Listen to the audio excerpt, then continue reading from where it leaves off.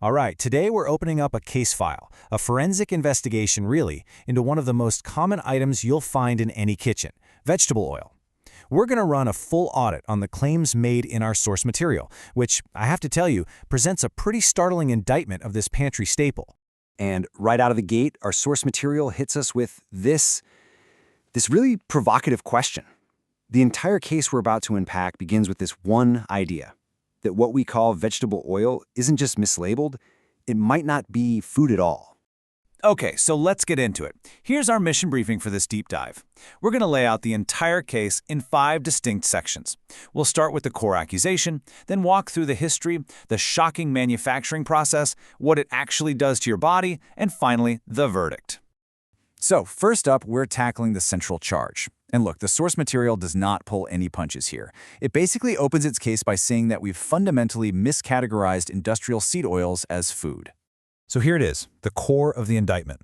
The claim is that these oils are more than just unhealthy. They're actively designed for biological sabotage.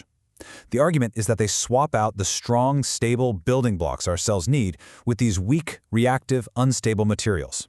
It's like setting a ticking time bomb inside your own body.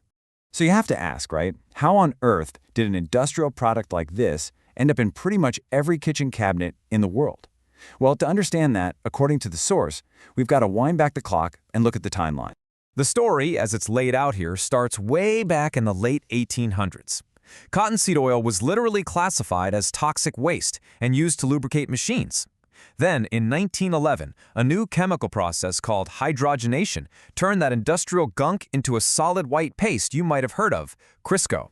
As you can see, the timeline alleges a straight line from the factory floor right into official government dietary policy.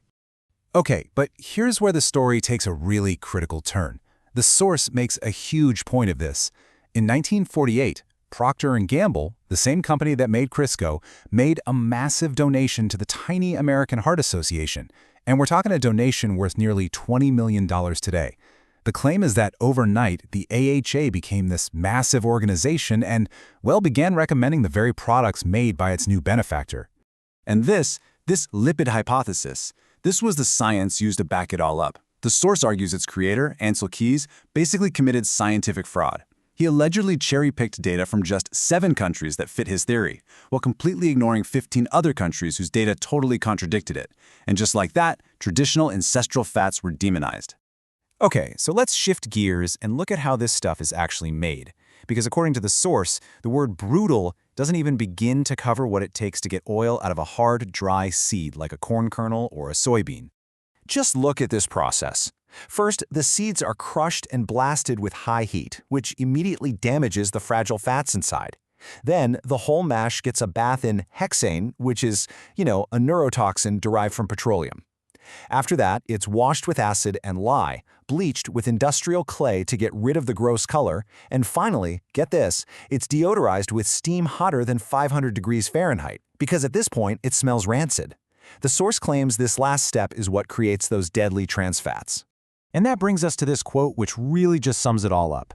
The argument is that vegetable oil isn't some natural plant extract. It's a completely counterfeit creation, an industrial slurry that's been chemically beaten into submission just so you can eat it. So, the big question is, what happens when you actually eat this stuff, when this substance gets inside your body? Let's zoom in and look at what the source claims is happening at the cellular level. See, here's the thing. Your body is smart, but it's not a magician. It has to build your cells out of the raw materials you give it, and there's no choice. The source says that on one hand, you have stable, strong, saturated fats that build resilient cell walls. On the other, you've got these unstable polyunsaturated fats, or PUFAs, from seed oils that build weak, fragile cell walls, basically leaving your cells completely vulnerable. And this is what the source calls the kill shot. It's a process called lipid peroxidation, because inside the warm, oxygen-rich environment of your body, those unstable fats just spontaneously decay. To put it simply, your cells are literally rusting from the inside out.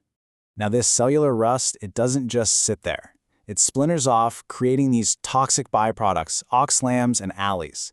And the source describes these things as being like microscopic shrapnel, just ricocheting around inside your cells, damaging your DNA and absolutely wrecking your mitochondria, which are the power plants of your cells. And when you zoom out, the argument is that this constant, low-grade cellular-level war, this inflammation, is the real root cause of so many of our modern health crises. It claims that it's the oxidation of cholesterol that causes heart disease, not the cholesterol itself, and that this neuroinflammation is a massive driver of things like brain fog and neurological decay. Okay, so after all of that, what's the verdict? What are we supposed to do with this information? Well, the final section of the indictment lays out what it calls the trap, and then the solution. Well, first, you have to understand the trap, and the trap is that this stuff is, well, it's everywhere. It's in basically all processed foods and almost every restaurant meal. Why? Because it's dirt cheap, it's often subsidized by the government, and it acts as a preservative to give products a longer shelf life. It creates an environment where avoiding them is, frankly, really hard. To that end, the source identifies what it calls the Hateful Eight. This is the hit list. These are the main industrial seed oils to look out for and get rid of. The rule of thumb presented is simple. If any of these are on an ingredient label, the product is biologically compromised. So, if you get rid of those, what do you replace them with? The verdict here is pretty clear. A return to the stable ancestral fats. We're talking about things like tallow, lard, butter, ghee. The guardian fuels that our ancestors have been using for thousands and thousands of years. And this really brings us to the final and maybe most powerful quote from the entire case file. It frames this whole thing not just as a choice about health, but as a critical step in reclaiming your own biological sovereignty. And it leaves us with one final question to think about.